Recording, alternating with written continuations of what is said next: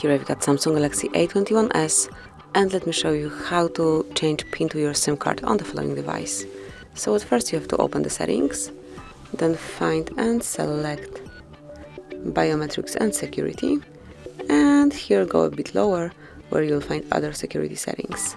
Here go to set up SIM card lock, and as you can see now it is active. So at first this is the way how you'll be able to deactivate PIN code. Just click here, now you have to enter the current code, and as you can see now it will be not required.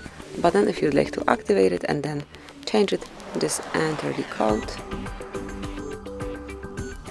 and here at first you have to enter the current one and then smoothly enter a new one.